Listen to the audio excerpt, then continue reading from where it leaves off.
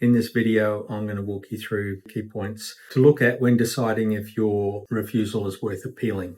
My name's Owen. I'm one of the very few accredited specialists in immigration law. My firm TranQuill Legal helps people understand their options after a visa refusal and working out the best strategy to give them the best chance moving forward.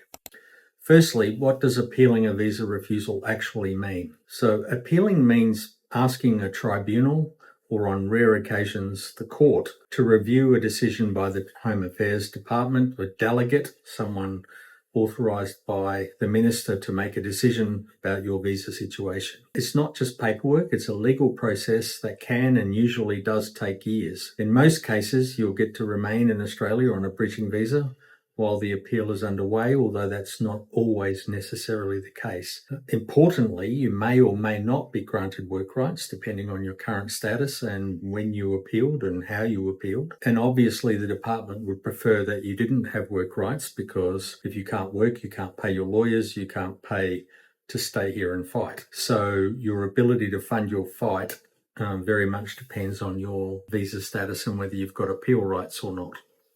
There are pros and cons to appealing. You can usually stay in Australia, as I said, while your appeal is being processed. In reality, it's next to impossible to fight this offshore. You may be able to continue supporting your family financially by sending money overseas, or if you've got family here in Australia. In most cases, particularly partner visas, student visas, and work experience appeals, the benefit is that it gives you time to properly present evidence that perhaps you didn't present the first time. That's usually the case with partner visas. In student visa cases, we find that the appeal process allows you to essentially complete the course that you were supposed to do, and that's a great way to demonstrate to the department that you genuinely believed that you were a genuine student. And obviously, if you're enrolled and completing the courses, then clearly you would argue that you were a genuine student.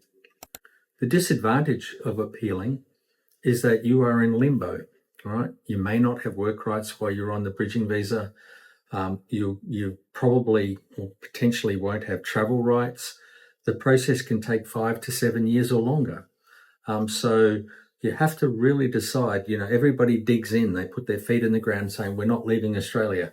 And that is often the right strategy, but not always the right strategy. Sometimes it's a far better strategy for you simply to go back offshore and relodge whatever it was you were doing, do it properly and come back in. So you really have to be open to going offshore.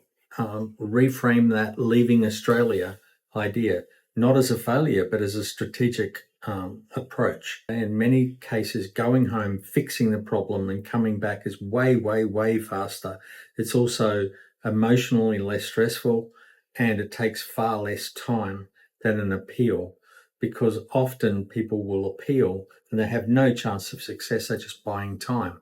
And, why buy time if you're going to be offshore, you're going to be older, you're not going to have the resources that you had before, you've burned them all up in Australia. It's simply not a good idea. So staying doesn't equal security. Sometimes leaving is the better strategy. Leaving doesn't mean failure, it means strategic withdrawal. Appeals are not about trying again with the same problem, all right? They work best when the refusal is based on evidence, interpretation, presentation, not necessarily about eligibility. So when would we commonly recommend you appeal? Partner visas. Partner visa refusals almost always are refused because someone just didn't provide sufficient evidence. And obviously, the longer time goes on, if you're still together, then applying later, when you've got more evidence, is clearly the right thing to do. The important thing about an appeal to a tribunal is that it is a thing called de novo. That means that the case officer is stepping into the shoes of the decision maker and making that decision afresh at the point of the decision, not what happened back then, not when you applied, but now. Are you now in a genuine and ongoing relationship? So for partner visas, appeal is usually the right thing as long as you're still in a genuine and ongoing relationship. All right. Not just simply if you've separated and you just want to buy time. Don't do that. That's not the right thing to do. For employer-sponsored skilled visas, appeals can work where there is a genuine employer-employee relationship, and especially when the employer is committed to continuing the sponsorship, which they usually are, as long as you're a genuine employee. If you're messing them around and you're just there for simply for a visa, then go away. That they're not the people we want to deal with. Immigration will often refuse cases where the arrangements look artificial or contrived. So obviously, by the time you get to a tribunal, these people are smart. They spend all day, every day looking at refusals of situations. They are sharper than you might think. So don't think that you can con a tribunal member. You can't. They see the same thing all day, every day. They can tell when you're not telling the truth. All right.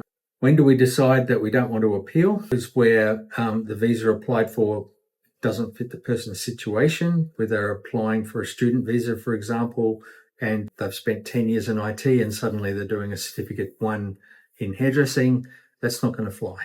All right. So think about just common sense. If the applicants applied for a different visa just to stay in Australia, the case officers are not going to fall for it.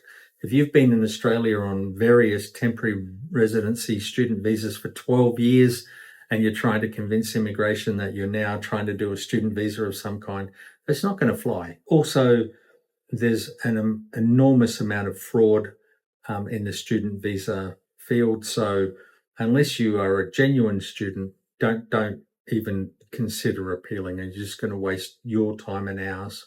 But generally, if you're appealing because there's a genuine problem or because you're scared to leave Australia, if you're a refugee, we do thousands of refugee cases. If you've had a visa refused and you're deciding, do you want to appeal or start afresh, then good advice can save you years of your life. So definitely talk to us about that. So a simple 1-hour conversation can save you a lot of time. If you've got any concerns, give us a call. Thank you.